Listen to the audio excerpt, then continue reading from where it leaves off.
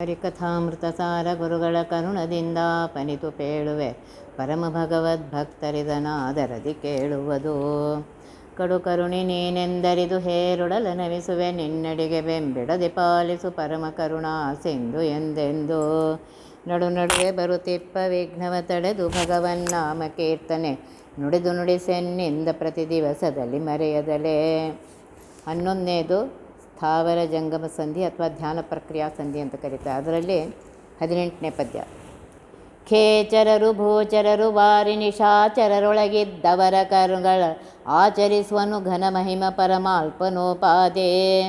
ಗೋಚರಿಸನು ಬಹು ಪ್ರಕಾರ ಆಲೋಚನೆಯ ಮಾಡಿದರು ಮನಸ್ಸಿಗೆ ಕೀಚಕಾರಿ ಪ್ರಿಯ ಕವಿ ಜನಗೇಯ ಮಹಾರಾಯ. ಖೇಚರರು ಖಂ ಅಂದರೆ ಆಕಾಶದಲ್ಲಿ ಚಲಿಸುವಂತಹ ಪಕ್ಷಿಗಳು ಅಥವಾ ದೇವತೆಗಳು. ಭೂಚರರು ಭೂಮಿಯ ಮೇಲಿರುವಂತಹ ಮನುಷ್ಯರು. ವಾರಿ ನೀರಿನಲ್ಲಿರುವಂತಹ ಜಲಚರ ಪ್ರಾಣಿಗಳು. ಭೂಮಿಯಲ್ಲಿರುತ್ತ ಮನುಷ್ಯರ ಜೊತೆಗೆ ಕ್ರಿಮಿ ಕೀಟ ಪ್ರಾಣಿ ಎಲ್ಲ. ನಿಶಾಚರರು ಅಂದರೆ ರಾಕ್ಷಸರು. ನಿಶಾ ಅಂದರೆ ರಾತ್ರಿಯಲ್ಲಿ ಸಂಚಾರ ಮಾಡುವಂತಹ ರಾಕ್ಷಸರು. ಅವರೆಲ್ಲರಲ್ಲೂ ಇದೇ ಪರಮಾತ್ಮನೇ ಇದ್ದು ಅವರ ಕರ್ಮಗಳ ಆಚರಿಸುವನು.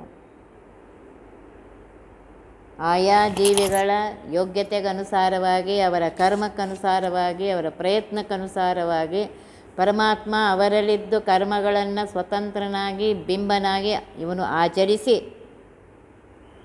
ಅವನಿಂದ ಅದನ್ನು ಮಾಡಿಸ್ತಾ ಇದ್ದಾನೆ. ಇಷ್ಟಿದ್ರೂ ಘನಮಹಿಮ ನೋಡಿರಿ, ಇಂತಹ ಘನಮಹಿಮನಾಗಿರುವಂತಹ ಪರಮಾತ್ಮ ನಮ್ಮ ಕಲ್ಪನೆಗೆ ಮೀರಿದ್ದು, ನಮ್ಮೆಲ್ಲರ ಕಲ್ಪನೆಗೆ ಮೀರಿದ್ದು ಅನಂತ ಜೀವರಾಶಿಗಳು. ಯಾಕೆ ಅಂದರೆ ಈ ಸೃಷ್ಟಿ ಸ್ಥಿತಿ ಲಯ ಅನ್ನುವಂತಹ ಕ್ರಿಯೆ ಎಂದೂ ನಿಲ್ಲೋದಿಲ್ಲ. ಅನಂತ ಜೀವರಾಶಿಗಳಿವೆ. ಪಕ್ಷಿಗಳು ಎಲ್ಲ, ಭೂಚರರು ಖೇಚರರು ಎಲ್ಲರಿದ್ದಾರೆ. ಅನಂತ ಜೀವರಾಶಿಗಳಿದ್ದಾರೆ. ಇವರೆಲ್ಲ ಕರ್ಮಗಳನ್ನು ಆಚರಿಸಬೇಕಾದ್ರೆ ಒಂದು ಘನಮಹಿಮನೆ ನಮಗೆ ಗೊತ್ತಾಗ್ತಾ ಇಲ್ಲ. ನಾವೇ ಮಾಡ್ತಾ ಇದ್ದೀವಿ, ನನ್ನಿಂದೇ ನಡೀತಾ ಇದೆ, ಅವರು ಮಾಡಿದ್ದಾರೆ, ಇವರು ಮಾಡಿದ್ದಾರೆ ಅಂತ. ಘನಮಹಿಮ ಪರಮ ಅಲ್ಪ ನೋಡ್ರಿ, ಪರಮ ಅಲ್ಪನೋಪಾದಿ. ಏನು ಗೊತ್ತಾಗ್ತಾ ಇಲ್ಲ, ದೇವರೇನು ಮಾಡ್ತಾ ಇದ್ದಾನೆ ಅಂತಿದ್ದೀವಿ. ಆ ಮಹಾಮಹಿನ ಬಗ್ಗೆ ನಾವು ಇನ್ನೂ ಪೂರ್ತಿಯಾಗಿ ತಿಳ್ಕೊಂಡಿಲ್ಲ. ಗೋಚರಿಸನು ಬೃಹಬಕಾರ ಆಲೋಚನೆ ಮಾಡಿದರು. ನೀ ಎಷ್ಟೇ ಆಲೋಚನೆ ಮಾಡು, ಪರಮಾತ್ಮ ಕಾಣಿಸುವುದಿಲ್ಲ ಮನಸ್ಸಿಗೆ ಅಂತ ಹೇಳ್ತಾರೆ. ನೀ ಮನಸ್ಸಿನಿಂದ ಎಷ್ಟೇ ಆಲೋಚನೆ ಮಾಡಿದರೂ ಪರಮಾತ್ಮ ನಿನಗೆ ಕಾಣಿಸುವುದಿಲ್ಲ. ಅವನ ಮಹಿಮೆ ನಿನಗೆ ಗೊತ್ತಾಗುವುದಿಲ್ಲ. ಕೀಚಕಾರಿ ಪ್ರಿಯ, ಕೀಚನನ್ನು ಕೊಂದಂತಹ ಭೀಮಸೇನ ದೇವರಿಗೆ ಅತ್ಯಂತ ಪ್ರಿಯನಾಗಿದ್ದಾನೆ ಪರಮಾತ್ಮ. ವಾಯುದೇವರಿಗೆ ಅತ್ಯಂತ ಪ್ರಿಯನಾದ ಪರಮಾತ್ಮ ಕವಿ ಜನಗೇಯ, ಕವಿಗಳು ಜ್ಞಾನಿಗಳಿಂದ ಕವಿಜನ ಅಂದರೆ ಜ್ಞಾನಿಗಳು, ಅವರಿಂದ ಗೇಯ ಅಂದರೆ ಸ್ತುತ್ಯನಾದಂತಹ ಈ ಪರಮಾತ್ಮ ಮಹಾರಾಯ ಮಹಾನಾಗಿದ್ದಾನೆ, ಸರ್ವೋತ್ತಮನಾಗಿದ್ದಾನೆ, ಸರ್ವೋತ್ಕೃಷ್ಟನಾಗಿದ್ದಾನೆ, ಸರ್ವಸ್ವಾಮಿಯಾಗಿದ್ದಾನೆ, ಎಲ್ಲವೂ ಆಗಿದ್ದಾನೆ. ಎಲ್ಲ ಕಾರ್ಯಗಳನ್ನು ಎಲ್ಲರಿಂದಲೂ ಮಾಡಿಸುವ ಶಕ್ತಿ ಇವನಿಗಿದೆ. ಇದು ನೋಡ್ರಿ ಹೇಗಿದೆ. ಬ್ರಹ್ಮಾದಿ ದೇವತೆಗಳೆಲ್ಲರೂ ಎಲ್ಲರೂ ಅಂತರ್ಗತನಾಗಿದ್ದಾರೆ. ಅವರಲ್ಲಿದ್ದುಕೊಂಡು ಆ ಕೆಲಸವನ್ನು ಮಾಡಿಸಿ ಅವರು ಪರಮಾತ್ಮ ನಿನ್ನಿಂದ ಮಾಡಿದ್ದೇವೆ, ಇದು ನಿನ್ನ ಪೂಜಾ ಅಂತ ಹೇಳಿದಾಗ ಆ ಪೂಜೆಯನ್ನು ಸ್ವೀಕರಿಸಿ ಅವರಿಗೆ ಅನುಗ್ರಹ ಮಾಡ್ತಾ ಇದ್ದಾನೆ. ಆದ್ದರಿಂದ ಒಂದು ನೆನಪಿಟ್ಕೊಳ್ಳಿ, ನಾವು ಏನೇನು ಮಾಡ್ತಾ ಇದ್ದೇವೆ ಎಲ್ಲ ಕರುಣಾ ಸಮುದ್ರನಾದ ಪರಮಾತ್ಮನ ಅನುಗ್ರಹದಿಂದ. ಜನ್ಮ ಬಂದಿದೆ ಅವನ ಅನುಗ್ರಹದಿಂದ. ಅದರಲ್ಲಿ ಮಾನವ ಜನ್ಮ ಬಂದಿದೆ, ಅದು ಅವನ ಅನುಗ್ರಹದಿಂದ. ಅದರಲ್ಲಿ ಮಧ್ವ ಮತದಲ್ಲಿ ಹುಟ್ಟಿದ್ದೇವೆ, ಅದು ಅವನ ಅನುಗ್ರಹದಿಂದ.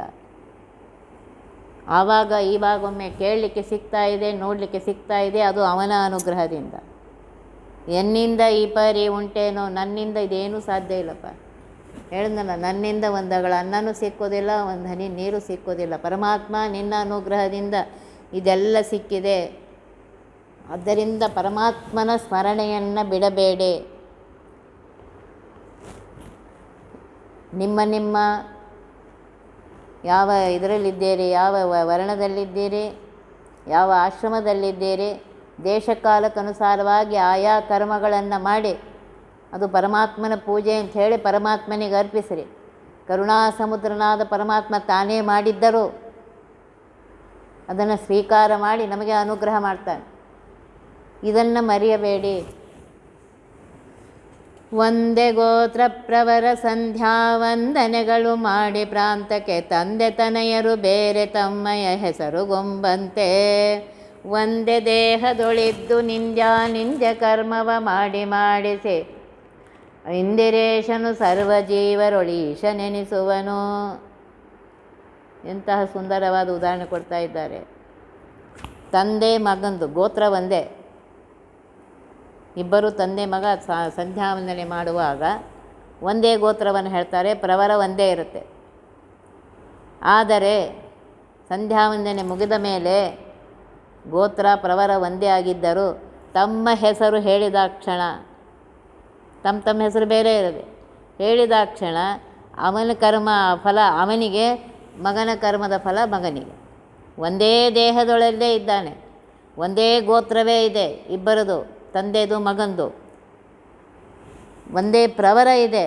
ಸಂಧ್ಯಾವಂದನೆ ಮಾಡಿದ ಮೇಲೆ ತಮ್ಮ ಹೆಸರು ಹೇಳಿಕೊಂಡಾಕ್ಷಣ ಅವನ ಕರ್ಮದ ಫಲ, ತಂದೆಯ ಕರ್ಮದ ಫಲ ತಂದೆಗೆ, ಮಗನ ಕರ್ಮದ ಫಲ ಮಗನಿಗೆ.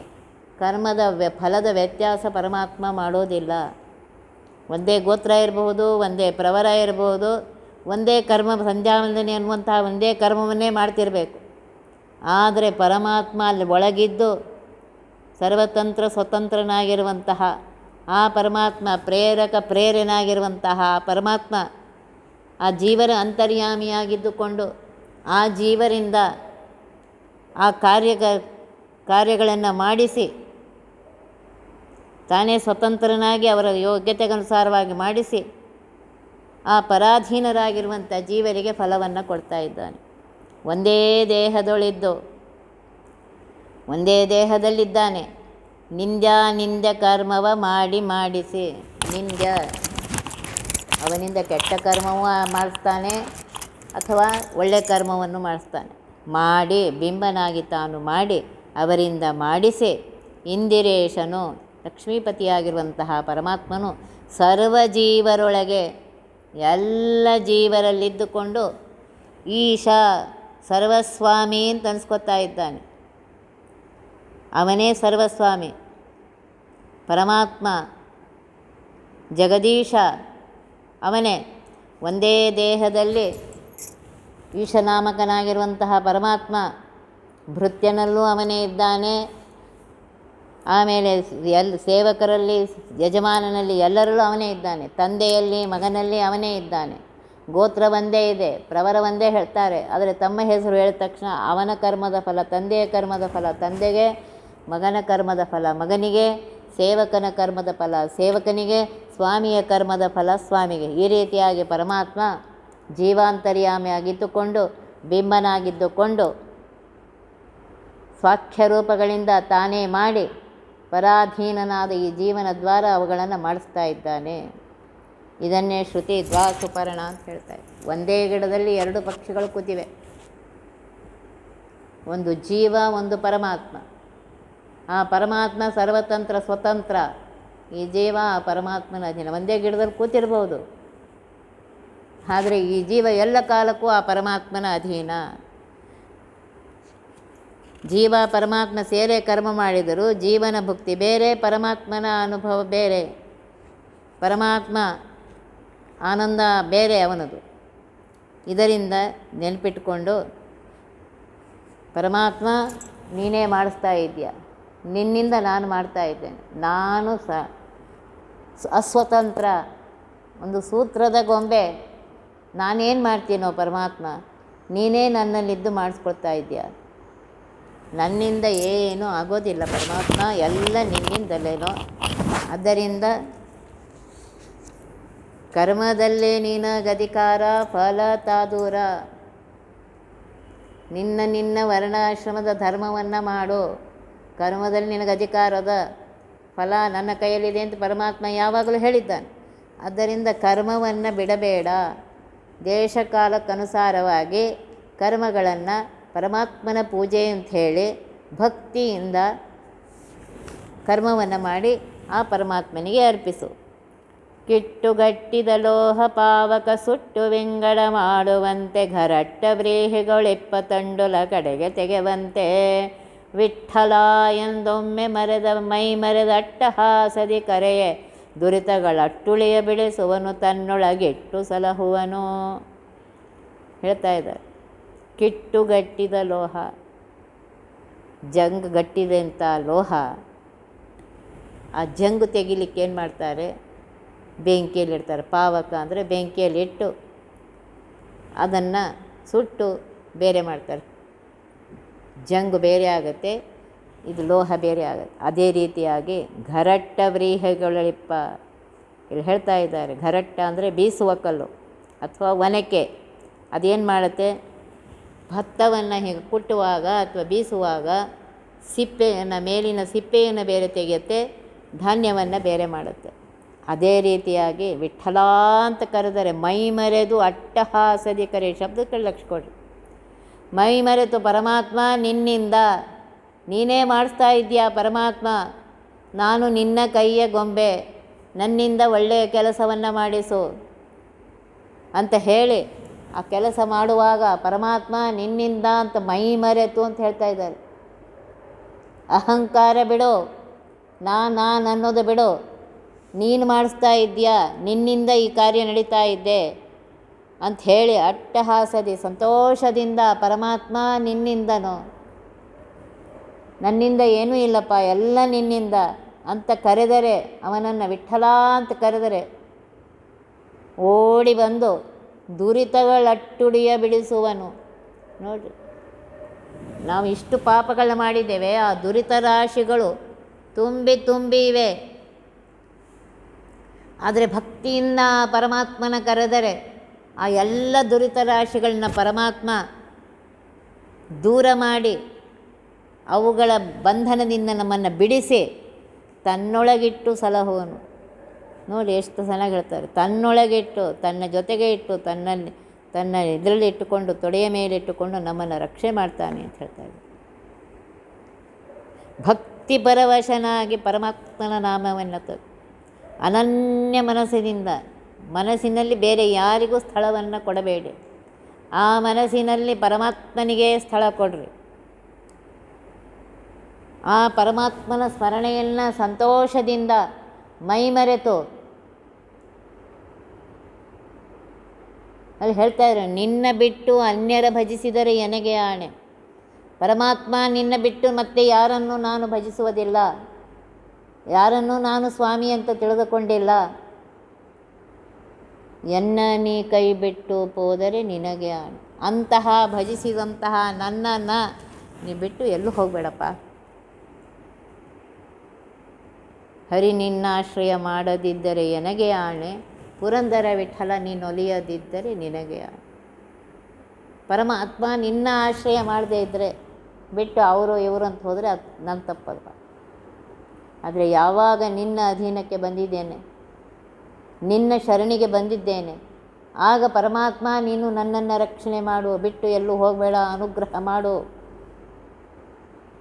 ಅದಕ್ಕೆ ಹೇಳಿದ್ರು, ಮೈ ಮರೆದು ಸಂತೋಷದಿಂದ ಅಟ್ಟಹಾಸದಿಂದ ಮೈ ಮರೆತು, ನಿನ್ನ ಬಿಟ್ಟು ಬೇರೆ ಯಾರು ಈ ಪ್ರಪಂಚದಲ್ಲಿಲ್ಲ ನನ್ನನ್ನು ರಕ್ಷಣೆ ಮಾಡುವವರು, ನನ್ನ ಸ್ವಾಮಿ ಸರ್ವಸ್ವಾಮಿಯಾಗಿರುವಂತಹ ಏ ಪರಮಾತ್ಮ ವಿಠಲ ಅಂತ ಕರೀರಿ ಹೇಳ್ತಾ ಇದ್ದಾರೆ. ಅದು ಹೇಗೆ ಕೂಸು ತಾಯಿ ಕಾಣಿಸ್ತೇ ಇದ್ದರೆ ಅಮ್ಮ ಅಂತ ಕರೆಯುತ್ತೇವೆ, ಹಾಗೆ ಪ್ರತಿ ಕ್ಷಣಕ್ಕೂ ಆ ಪರಮಾತ್ಮನ ಕರೀರಿ. ನೋಡಿರಿ, ಹೇಳ್ತಾರೆ, ದುರಿತಗಳ ರಾಶಿಗಳನ್ನೇ ಪರಮಾತ್ಮ ದೂರ ಮಾಡಿ ನಮ್ಮನ್ನು ರಕ್ಷಣೆ ಮಾಡ್ತಾನೆ. ಇದಕ್ಕಿಂತ ಏನು ಬೇಕು ಹೇಳಿ? ಇದಕ್ಕಿಂತ ಇನ್ನೇನು ಮಾಡಬೇಕು ಆ ಪರಮಾತ್ಮ? ಆದ್ದರಿಂದ ಆ ಪರಮಾತ್ಮನನ್ನು ಸ್ಮರಣೆ ಮಾಡಿರಿ. ಪ್ರತಿ ಕ್ಷಣಕ್ಕೆ ಸಂತೋಷದಿಂದ ಭಕ್ತಿಯಿಂದ ಅವನನ್ನು ಸ್ಮರಣೆ ಮಾಡಿದಾಗ ಆಗ ಪರಮಾತ್ಮ ನಮ್ಮ ತಪ್ಪುಗಳನ್ನೆಲ್ಲ ಕ್ಷಮಿಸಿ ನಮ್ಮನ್ನು ರಕ್ಷಣೆ ಮಾಡ್ತಾನೆ. ಜಲಧಿಯೊಳು ಸ್ವೇಚ್ಛಾನುಸಾರದಿ ಜಲಚರ ಪ್ರಾಣಿಗಳು ತತ್ತ ಸ್ಥಾನಗಳಲ್ಲಿ ಸಂತೋಷ ಪಡುತ್ತಲೇ ಸಂಚರಿಸುವಂತೆ ನಳಿನ ಲಾಭನೊಳಬ್ಜ ಭವ ಮುಪ್ಪೊಳಲರಿಗ ಮೈಗಣ್ಣ ಮೊದಲಾದ ಹಲವು ಜೀವರ ಗಣವು ವರ್ತಿಸುತ್ತಿಹದು ನಿತ್ಯದಲೇ. ಜಲಧಿಯೊಳು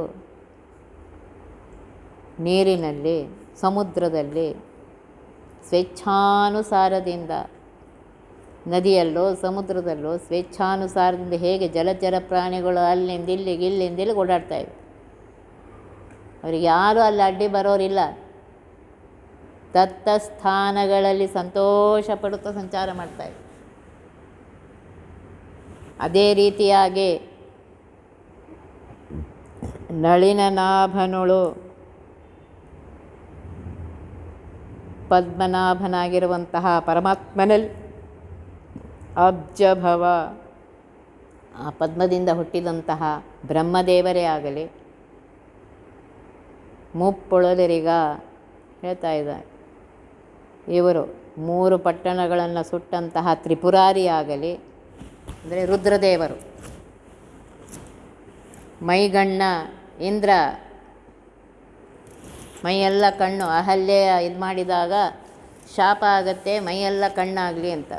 ಮೈಗಣ್ಣ ಅಂದರೆ ಇಂದ್ರ ಮೊದಲಾದ ಹಲವು ಜೀವರ ಗಣವು, ಮೊದಲಾದ ದೇವತೆಗಳು ಜೀವರೇ, ಅಂತಹ ಜೀವರ ಸಮೂಹವು, ಗಣವು ಅಂದರೆ ಸಮೂಹವು ವರ್ತಿಸುತ್ತಿಹದೆ ಅವನ ಆಜ್ಞೆಯಿಂದ, ಅವನ ಆಜ್ಞೆಗನುಸಾರವಾಗಿಯೇ ಅವನ ಪೂಜೆ ಅಂಥೇಳಿ ಅವನ ಸ್ಮರಣೆಯಿಂದ ಎಲ್ಲರ ದೇಹದಲ್ಲಿದ್ದುಕೊಂಡು ಈ ತತ್ವಾಭಿಮಾನಿ ದೇವತೆಗಳು ಇದ್ದು ಆಯಾ ಜೀವಿಗಳ ಕರ್ಮಕ್ಕನುಸಾರವಾಗಿ ಅಲ್ಲಲ್ಲಿ ನಿಂತು ಕೆಲಸ ಮಾಡ್ತಾ ಇದ್ದಾರೆ. ನೋಡಿ,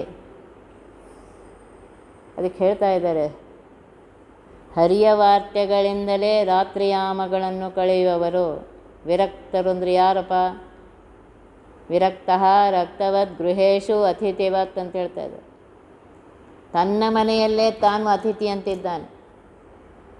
ಕರೆದಾಗ ಊಟಕ್ಕೆ ಬರ್ತಾನೆ, ಇದು ಮಾಡ್ತಾನೆ, ತನ್ನ ಕೆಲಸವನ್ನೆಲ್ಲ ಸರಿಗೆ ಮಾಡ್ತಾ ಇದ್ದಾನೆ. ಆದರೆ ಅದರಲ್ಲಿಯೇ ಇದಾಗಿ ತನ್ನ ಇದನ್ನು ಬಿಟ್ಟಿಲ್ಲ, ಅತಿಥಿ ಅಂತ ಇದ್ದಾನೆ. ಮನೆಗೆ ಬಂದ ಅತಿಥಿ ಹೇಗಿರ್ತಾರೆ? ಬರ್ತಾರೆ, ನಮ್ಮ ಮನೆಗೆ ಏನಾದರೂ ಅವರಿಗೆ ಏನಿಲ್ಲ, ಊಟಕ್ಕೆ ಕರೆದಾಗ ಊಟ ಮಾಡ್ತಾರೆ, ಹೋಗಿ ತಮ್ಮ ಕೆಲಸ ಮಾಡ್ಕೋತಾರೆ. ಹಾಗೆ ನಿನ್ನ ಮನೆಯಲ್ಲಿ ನೀನು ಹಾಗಿರುವಂತಿದ್ದಾರೆ.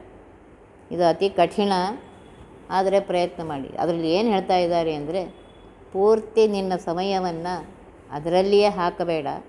ನಿನ್ನ ಕರ್ತವ್ಯ ಕರ್ಮಗಳು ಏನಿವೆ ಅದನ್ನು ಶ್ರದ್ಧೆಯಿಂದ ಭಕ್ತಿಯಿಂದ ಮಾಡು. ಅದನ್ನು ಬಿಡ್ಲಿಕ್ಕೆ ಹೋಗಬೇಡ.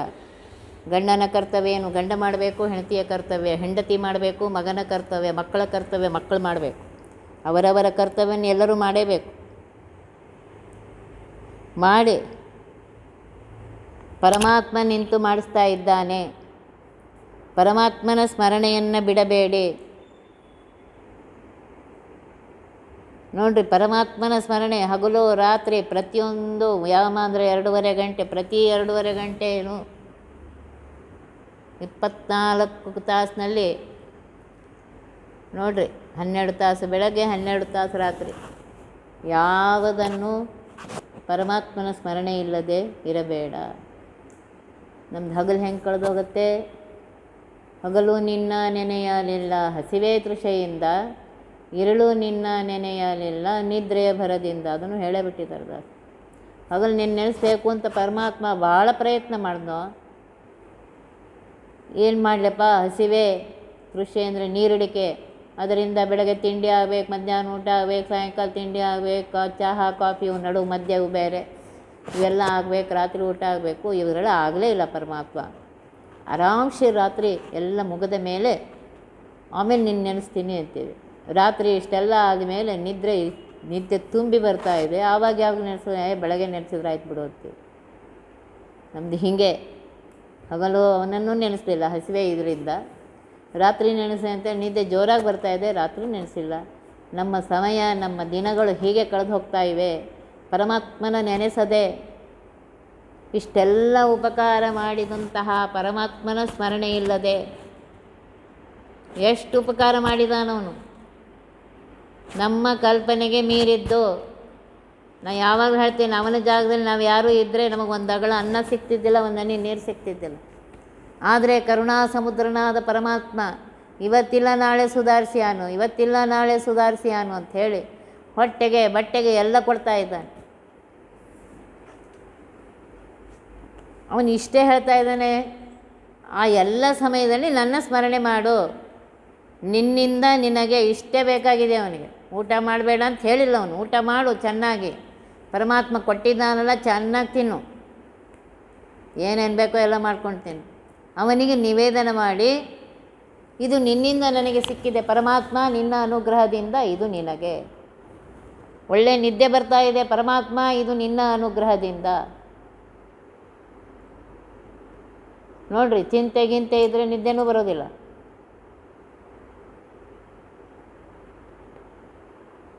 ಇದೆಲ್ಲ ಸರಿಗೆ ಆಗ್ತಾ ಇದೆ ಪರಮಾತ್ಮನ ಅನುಗ್ರಹದಿಂದ. ಅವನು ಅಷ್ಟೇ ಹೇಳ್ತಾ ಇದ್ದಾನೆ, ನೀವು ತಿನ್ನಬೇಡ ಉಣ್ಬೇಡ ಅಂತ ಏನು ಹೇಳಿಲ್ಲ, ಸುಖ ಪಡಬೇಡ ಅಂತ. ಹರಿಕೊಟ್ಟ ಕಾಲಕ್ಕೆ ಚೆನ್ನಾಗಿ ಸುಖ ಅನುಭವಿಸು, ಆದರೆ ಅವನ ಸ್ಮರಣೆ ಇರಲಿ, ಅವನಿಗೆ ಥ್ಯಾಂಕ್ ಯು ಹೇಳ್ತಾ ಅನುಭವಿಸು. ಪರಮಾತ್ಮ ಇದು ನಿನ್ನಿಂದಪ್ಪ, ಇದು ನಿನಗೆ ಅರ್ಪಿಸಿ ನಾನು ಸ್ವೀಕಾರ ಮಾಡ್ತಾ ಇದ್ದೀನಿ ಪರಮಾತ್ಮ, ಇಷ್ಟೇ ಬೇಕಾಗಿದೆ ಪರಮಾತ್ಮ, ಇದನ್ನೇ ಮಾಡು ಅಂತ ಹೇಳ್ತಾ ಇದ್ದಾರೆ. ವಾಸುದೇವನು ಒಳ ಹೊರಗೆ ಅವಕಾಶದನು ತಾನಾಗೆ ಬಿಂಬ ಪ್ರಕಾಶಿಸುವ ತದ್ರೂಪ ತನ್ನಾಮದಲ್ಲಿ ಸರ್ವತ್ರ. ಈ ಸಮನ್ವಯವೆಂದೆನಿಪ ಸದುಪಾಸನವಗೈವವನು ಮೋಕ್ಷಾನ್ವೇಷಿಗಳೊಳಗುತ್ತಮನು ಜೀವನ್ ಮುಕ್ತ ಅವನಿಯೊಳು. ವಾಸುದೇವನಾಮಕ ಪರಮಾತ್ಮ ಅವಕಾಶದನು, ಒಳ ಹೊರಗೆ. ನೋಡಿರಿ, ಒಳಗೂ ಇದ್ದಾನೆ ಹೊರಗೂ ಇದ್ದಾನೆ. ಸಾಧನೆ ಮಾಡುವವರಿಗೆ ಅವಕಾಶವನ್ನು ತಂದುಕೊಡ್ತಾನೆ. ನಾ ಅಷ್ಟು ಮಾಡಬೇಕಂತಿದ್ದೆ, ಇಷ್ಟು ಮಾಡಬೇಕಂತ ಹಾಗೇ ಇಲ್ಲ, ಅವೆಲ್ಲ ಸುಳ್ಳು. ಅದು ಹಂಗಾಯಿತು ಹಿಂಗಾಯ್ತು 20 ನೆವಗಳು ಬೇಕಾಗಿಲ್ಲ. ಮಾಡಬೇಕಂತಿದ್ದು ಮನುಷ್ಯ ಹೆಂಗಾದರೂ ಮಾಡೇ ಮಾಡ್ತಾನೆ. ಲೌಕಿಕದಲ್ಲಿ ನಮಗೆ ಮಾಡಬೇಕಾಗಿದ್ರೆ ನಾವು ಮಾಡೋದಿಲ್ಲೇನು? ದೇವ್ರಿಗಷ್ಟೇ ನಾವು ಇದೆಲ್ಲ ಲೆಕ್ಕಗಳು ಹೇಳ್ತಾ ಇದ್ದೇವೆ. ಅಚಿಂತ್ಯನಾಗಿರುವಂತಹ, ನಿರ್ಮಲ ಪ್ರಕಾಶನಾಗಿರುವಂತಹ, ಸಮಸ್ತ ಲೋಕದಲ್ಲಿ ವ್ಯಾಪ್ತನಾಗಿರುವಂತಹ, ನಮ್ಮ ಎಲ್ಲ ಅಭಿಷ್ಟಗಳನ್ನು ಪೂರ್ತಿ ಮಾಡುವಂತಹ, ಹೇಗೆ ಸೂರ್ಯನ ಕಿರಣಗಳು ಸಮಸ್ತದಲ್ಲಿ ವ್ಯಾಪ್ತವಾಗಿವೆ ಹಾಗೆ ಪರಮಾತ್ಮ ಎಲ್ಲ ಕಡೆಗೂ ಸ್ವಪ್ರಕಾಶದಿಂದ ಇದ್ದಾನೆ.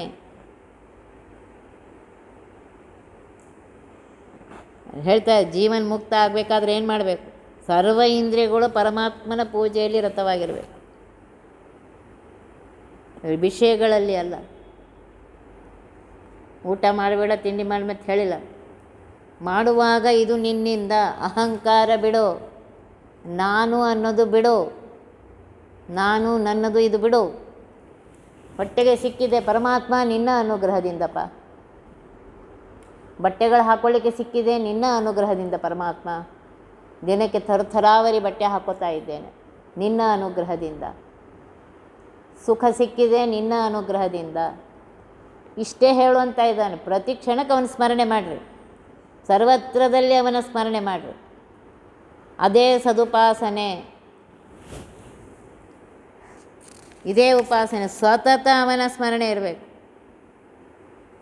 ಸತತ. ನೋಡ್ರಿ, ಎಲ್ಲರಲ್ಲಿಯೂ ಇದೇ ಪರಮಾತ್ಮ ಇದ್ದಾನೆ, ಇದೇ ಪರಮಾತ್ಮ ಹೇಳಿಸ್ತಾ ಇದ್ದಾನೆ, ಕೇಳಿಸ್ತಾ ಇದ್ದಾನೆ. ಇದೇ ಪರಮಾತ್ಮ ನನ್ನ ಮನಸ್ಸಿನಲ್ಲೂ ಇದ್ದಾನೆ. ಇದು ಇರಬೇಕು. ಅಲ್ಲಿ ಹೇಳ್ತಾ ಇದ್ದಾರೆ ಯಮ ನಿಯಮಗಳು, ಇದನ್ನು ತಿಳ್ಕೊ. ಯಮ ಅಂದ್ರೇನು? ಅಹಿಂಸೆ, ಸತ್ಯ, ಅಸಂಗ, ಲಜ್ಜೆ, ಅಸಂಗ್ರಹ, ಆಸ್ತಿಕ್ಯ, ಬ್ರಹ್ಮಚರ್ಯ, ಮೌನ, ಸ್ಥೈರ್ಯ, ಕ್ಷಮೆ, ಅಭಯ. ಇದು ಯಾವಾಗಲೂ ಬೇಕು. ನಿಯಮಗಳು: ದೇವರ ಪೂಜೆ, ತೀರ್ಥಯಾತ್ರೆ, ಪರೋಪಕಾರ, ತುಷ್ಟಿ, ಆಚಾರ್ಯ ಸೇವೆ, ಶೌಚ, ಜಪ, ತಪ, ಹೋಮ, ಶ್ರದ್ಧೆ, ಆತಿಥ್ಯ, ದಾನ. ಆಯಾ ಕಾಲದಲ್ಲಿ ಮಾಡುವಂತಹ ಕರ್ಮಗಳು ಇವುಗಳನ್ನು ತಿಳ್ಕೋ. ಇವುಗಳನ್ನು ಮಾಡಿ ಕಾಮಕ್ರೋಧಾದಿಗಳನ್ನು ನಿವಾರಣೆ ಮಾಡ್ಕೋ.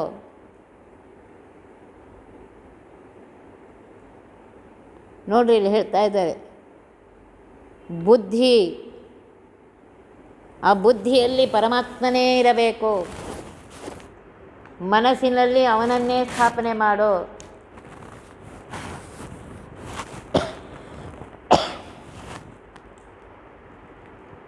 ಒಂದು ಹಾಡಿನಲ್ಲಿ ಹೇಳ್ತಾ ಇದ್ದಾರೆ ಪುರಂದರದಾಸರು, ಅನುಭವದಡಿಗೆಯ ಮಾಡೆ ಅದಕ್ಕನುಭವಿಗಳು ಬಂದು ನೀವೆಲ್ಲ ಕೂಡಿ, ಅನುಭವದಡಿಗೆಯ ಮಾಡಿ ತನುವೆಂಬ ಭಾಂಡವ ತೊಳೆದು, ಕೆಟ್ಟ ಮನದ ಚಂಚಲವೆಂಬ ಮುಸುರೆಯ ಕಳೆದು, ಘನವಾಗಿ ಮನೆಯನ್ನು ಬಳೆದು ಅಲ್ಲೇ ಮಿನುಗುವ ತ್ರಿಗುಣದ ಒಲೆಗುಂಡ ನಡೆದು, ಅನುಭವದಡಿಗೆಯ ಮಾಡಿ ವಿರಕ್ತಿ ಎಂಬೋ ಮಡಿಯುಟ್ಟು, ಪೂರ್ಣ ಹರಿಭಕ್ತಿ ಎಂಬ ನೀರನ್ನೇ ಹೆಸರಿಟ್ಟು, ಅರಿವೆಂಬ ಬೆಂಕಿಯ ಕೊಟ್ಟು, ಮಾಯಾ ಮರವೆಂಬ ಕಾಷ್ಟವ ಮುದದಿಂದ ಸುಟ್ಟು, ಅನುಭವದಡಿಗೆಯ ಮಾಡಿ ಕರುಣೆಂಬೋ ಸಾಮಗ್ರಿ ಹೂಡಿ, ಮೋಕ್ಷ ಪರಿಕರವಾದಂಥ ಪಾಕವ ಮಾಡಿ,